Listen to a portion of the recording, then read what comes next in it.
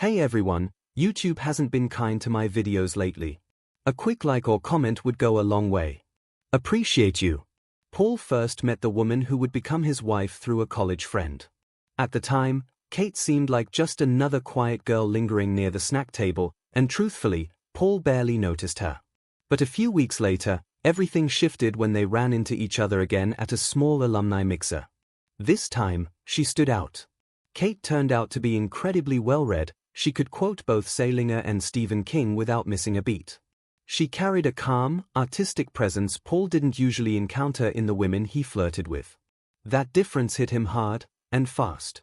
Without thinking, driven by sheer emotion, he blurted out, "Marry me. I mean it, Kate. Let's do the whole thing, rings, forever, everything." She didn't even hesitate. She said yes before his words had fully landed. As it turned out, she'd been hoping for that exact moment from the very beginning. Their wedding was an intimate affair, more warm laughter and backyard fairy lights than designer price tags. 4 months after, they'd curl up on the couch together, flipping through the wedding album, still amazed that a single Saturday could feel so magical. Long before the vows, Kate had already walked Paul through her extended family tree, including a cousin she called Tyler. Well, cousin. Kate admitted she couldn't even remember how exactly he was related anymore. Still, her mom referred to him as her son, so Paul never thought to question it. Tyler was Kate's built-in best friend. They were inseparable, grabbing coffee together, going on shopping binges, even doing yoga at night in the living room while Paul snored from the other couch. And honestly, Paul hated it. It bugged him how much of her time Tyler absorbed. What confused him even more was that only Kate seemed to genuinely like the guy. Her 2 sisters couldn't stand him. They'd roll their eyes and throw sarcastic jabs whenever he came over. But Kate? She could talk about Tyler non-stop. They had endless inside jokes, shared childhood memories, and laughed over ridiculous stories involving backyard hoses and summer hijinks. Every other sentence was "Tyler did this" or "Tyler said that." Paul's patience wore thin. Sometimes he'd shoot back with a sharp comment across the dinner table. "Relax," Kate would chuckle, resting a hand on his arm, "it's just Tyler." But he'd grumble back, "Maybe to you, he's just Tyler. To me, he's a guy who's always around." She'd repeat their history like it was sacred. When she was 9, Kate's mom had taken Tyler in. He was the son of an overworked third cousin who needed help while juggling 2 jobs. From that summer on, they'd been glued together like wet leaves. Then came the fire. Paul's job turned into absolute chaos when a blaze tore through the section of the plant he managed. Overnight, he was pulling brutal hours, haggling with suppliers, begging the night shift to take extra work. His time at home disappeared. Some days, he'd see Kate at sunrise just before heading out, and again, briefly, when she was already deep asleep by the time he returned. One bleary-eyed Wednesday, Paul stumbled into the kitchen and spotted 2 wine glasses drying beside the sink. "Something worth celebrating that I missed?" he asked, raising an eyebrow. "Oh, Tyler stopped by," Kate replied casually. "He got promoted. We toasted it." She smiled, completely unaware of the silent rage tightening Paul's jaw. He held his tongue. After all, he was never around lately. But the image of Kate raising her glass to Tyler, laughing, toasting, lodged itself in Paul's mind like a splinter. And no matter how hard he tried, he couldn't pull it out. It wasn't Paul who first voiced the suspicion clawing at his gut, it was a coworker. One afternoon, Steve leaned back in his chair and asked the question Paul had been too afraid to put into words. "So, you're sure this cousin of hers is really just a cousin?" The casual tone couldn't mask the weight behind the words. That single line hit Paul like a hammer.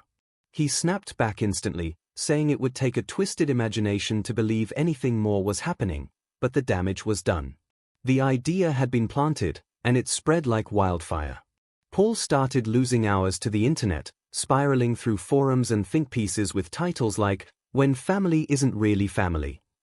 Every time Kate giggled at a message on her phone, that cold lump in his chest grew tighter. Then came the night that shattered everything. Paul was tossing clothes into the laundry when he pulled out a pair of boxers that weren't his. Tyler's. His heart stopped. Fury took over. He stormed into the living room, waving the patterned underwear like evidence in a courtroom. Kate barely blinked. "His washing machine's busted," she said, eyes rolling. "I did a load for him. Must have missed a pair." "Laundry." Paul's voice cracked. "Seriously, Kate? We've had this conversation about boundaries, and this breaks every damn one. So I'm supposed to turn my back on family now?" she shot back, her voice climbing. "He helped raise me, Paul. I owe him." That night, for the first time in nearly 4 years, they slept in separate rooms. She curled up in their bed. Paul lay stiff on the couch, staring up at the ceiling like it could answer the questions racing through his mind. At dawn, Kate brewed him a latte, hoping the smell of cinnamon and espresso could smooth things over. But the crack in Paul's trust had already started to widen. Weeks later, Paul finally caught a break at work and managed to leave early for the first time in ages.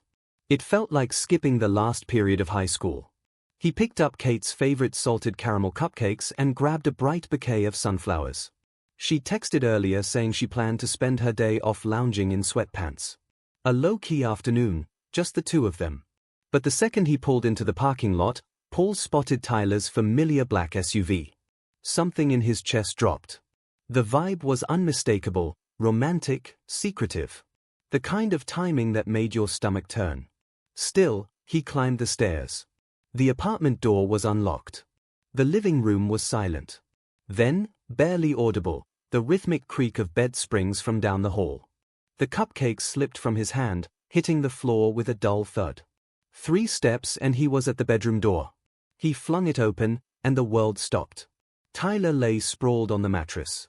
Kate was on top of him, mid-motion. Her eyes went wide with horror. Paul froze, then snapped. He lunged forward and yanked Kate off the bed. She shrieked, falling sideways and smacking her elbow against the nightstand, sobbing. Then Paul turned on Tyler. His fists flew with years of bottled-up rage. A black eye swelled instantly, blood poured from Tyler's lip. In the back of Paul's mind, a voice whispered, "You've wanted to hit this guy for years. Now's your chance." And he didn't hold back. The next morning, Paul drove straight to Kate's parents' house. He sat them down and described every grotesque second of what he'd witnessed. Her mother collapsed into tears, gasping, "How am I supposed to look the family in the eye again?" Her father didn't say a word, just patted Paul's shoulder, eyes glossy with emotion. There was no going back after that. Kate, ashamed and effectively cast out, moved in with Tyler.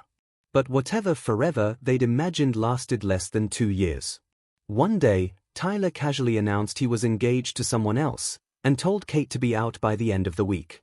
She scrambled, hopping between cheap rentals and bouncing from one dead-end job to the next. She insisted she didn't regret the divorce, not out loud. But losing Tyler left a frostbitten ache she couldn't thaw. Now, Kate sits alone. No husband. No lover. No real friends. 4 blank walls around her and a silence so thick it echoes. She wonders where to begin, what stone to lift, what thread to tug, to start rebuilding a life that no longer feels like hers. It feels like she woke up inside someone else's tragedy.